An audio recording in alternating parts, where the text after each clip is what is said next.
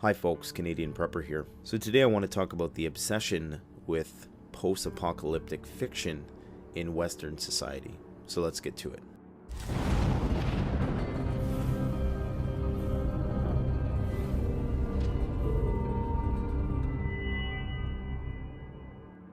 Alright, so I've touched on this issue before in an installment of the After the Collapse series that I did. I think it was the one entitled A Pocket Talk. And I briefly hinted that the reason why people are so infatuated with these post-apocalyptic depictions in fiction and television and movies, radio, books, was largely because of the fact that their lives had become so monotonous and mundane and easy that they longed for a challenge. They longed to feel alive, that they felt almost robotic, almost like they had become the machines that we are all chained into every day, that we have to use to get throughout the day. And the more we use these machines, the more we use technology, the more we come to take on a lot of its characteristics. You know, we become devoid of anything unique and original. You know, every house in every new neighborhood is built to look the same, to save money, for the sake of efficiency. You know, if you look at most modern housing developments nowadays, there's very small yards but very large houses. So we've retreated to the indoors. We no longer have the space in order to do that. So we vicariously live through a lot of these survival channels, through a lot of these movies that show people struggling. And I think a lot of it has to do with the video game fantasy as well, that you're going to somehow be at an advantage. That there's always that video game advantage where, you know, you have you're going around, you're collecting your supplies, and the good guys always outsmart the bad guys, so one good guy can kill 1,000 bad guys with relative ease and live a rather comfortable but nonetheless high adrenaline lifestyle where you're constantly on the edge. But because it's just a game, there's never the full threat of losing anything worth of value. For instance, if you take problem gamblers, most problem gamblers are only addicted to the risk factor. So if you remove some element of risk, the dopamine that gets released into their brains when they're gambling is drastically minimized. They found that the highest dopamine response, and dopamine is a chemical which makes you feel excited and interested in what you're doing, was present when the odds were 50-50 that you would win something in return. Now, if you look at the average low to middle class lifestyle, there isn't a whole lot of discomfort there. It's a very pampered lifestyle with few really great challenges. You know, there is no lions that are trying to snatch us out from the bushes. There are no major hindrances besides the two-legged ones that might get in our way throughout the day. So for most people who are above that lower middle class line, life is very safe and it's without the element of risk. Thus, it becomes very unexciting. We become depressed in a lot of ways. And in order to counteract this depression, which is the opposite of excitement, we need the action hero movies in order to fill this void within us. These are ways that we can all release these cathartic energies that we have, those energies that thrive off of the uncertainties of life. And when life becomes all too certain and predictable, we, dare I say, need these experiences in order to stave off this inevitable depression. A lot of these post-apocalyptic movies, lots of them sell this end of the world type idea. There's a big market for it because people are bored. You know, people are honestly very bored of the life that we've created for ourselves. And yes, there's been so many comforts that have been amassed as a result of technology.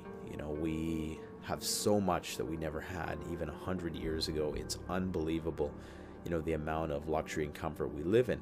But it hasn't been without a cost. You know, for every action, there's an equal and opposite reaction. So if the technology is brought in for GPS navigation, then your natural capabilities for route finding, spatial relations, navigation is going to naturally diminish. In some ways, I've wondered if the longing for doom and gloom is somehow connected to a lot of people not achieving the American dream. And of course, when I say the American dream, I mean power, prosperity, popularity, all those things. Being famous, being renowned, being the supreme individual. And seeing as only so many people can achieve that, yet it's the most highly valued thing in society, unconsciously perhaps would then resent the society as a whole, and perhaps unconsciously long for that society's demise. Now, those aren't the reasons why I prepare for the bigger collapse stuff. It's very possible that there is a component of my interest in prepping for these large-scale calamities which is rooted in that. I cannot say it isn't. If I said it wasn't, I couldn't consider myself a rational thinker without at least entertaining that possibility. But I do think that a lot of my compulsion to prepare is more so just rooted in the factual probability of the society to quickly unravel and fall apart. But I would hope that just having an awareness of that, recognizing that this is a distinct aspect of this obsession with post-apocalyptic fiction. 20 years ago, The Walking Dead would not have fared as well as it has now. It's only as of recent, and as we approach this so-called singularity, or this moment in which technology will be so omnipotent that it's going to grow exponentially, and it's going to grow independent of our influence, that machines are going to start to build themselves, and we are going to have to be implanted with some form of technology just so that we can keep up with all the Facebook posts and all the YouTube posts and all the forms of social media out there. That is what we're approaching. As Ray Kurzweil has predicted, we're approaching a time in which we're going to need to modify ourselves in order to keep up to all of the information that's in the world. Because that's really the only thing that's increased, is the amount of information. And of course, the amount of energy that's been used to utilize that. And in order to communicate with one another, we need to modify ourselves at some point. And we've already unknowingly done that with our attachment to our smartphones. That's just the way of the future. That's just the way things are going, and it's the way things are going to go. And it's precisely why I prep, is because I realize that should the grid ever been pulled out from underneath our feet, that things would quickly go awry. So that's why I believe that people are so drawn to these post-apocalyptic scenarios. I mean, it all started many, many years ago with horror movies, and that arguably started because people, a part of us, longs to be scared. We want to be scared. I mean, that's why horror movies do so well. They've done well for decades, ever since the black and white Psycho movies like that, you know, where you were on the edge of your seat. And around that same time was when industrialization was in full swing. People were starting to move to the suburbs. Life was getting very mundane, and the banality of their existence warranted some type of excitement in order to keep things interesting. The only difference now is that those same scares do not affect people in the way they do, because we've been so desensitized. Now we've become very grandiose in our expectations. We need large-scale threats in order to be moved in any way, to vicariously exercise our longing to feel like we are in fact alive and that we're not machines. Because once you stop taking risks, once everything in your life becomes entirely predictable, you cease to be alive. You then become a part of a program. And if you're a part of a program, you probably lack autonomy. You lack individuality. And people want individuality. People want to be the lone hero. People want to be the one person that survives while everybody else dies. And that one person who survives is akin to the one person who makes it, who achieves the American dream, who stands atop the pyramid with their few select brethren who have also made it there. Now, perhaps I've gone over and above the standard explanations of why people like post-apocalyptic fiction. Perhaps it's just because it makes for an interesting story. But I think if that was the case, it would have been popular long ago. But it's only since the post 9/11 era have these movies really gotten a lot more attention. And as these movies have got more attention, the standard of living has, for the most part, increased. In spite of the fact that the net incomes and the money's worth less, the actual technology that has made our lives easier to live. 20 years ago, nobody had a cell phone. Now, even the poorest amongst us have smartphones. They're not eating healthy food, but they have the ability to access any piece of information that was ever created in history at any point in time. There's a quote by Alan Watts. He's a philosopher. He talks about how if you had the capacity to go to bed and to lucid dream 80 years of your life, and a lucid dream is just a dream in which you can imagine anything that you want. You can have any experience that you want. You could fulfill all of your deepest, darkest fantasies in this 80 years of time that you would sleep in that one night. And you could do this one night, and the next night you might do it again. By the third or fourth night, after 160, 240 years of basically having everything you ever wanted, you might start to get bored and you'd want a bit more of a challenge. So eventually you would start taking greater and greater risks every night when you went to sleep for that 80 years. And you'd come out of it and you would feel like, wow, that was close. My heart was racing a bit. I felt like I was alive there. Everything wasn't perfect. Everything wasn't controlled. There was an element of where I wasn't in control. And his analogy progressed to the point of, and so finally you would come to a point where you were living the life that you have now, with all the uncertainties and all the unpredictable aspects that you currently face, and perhaps even more so the next night.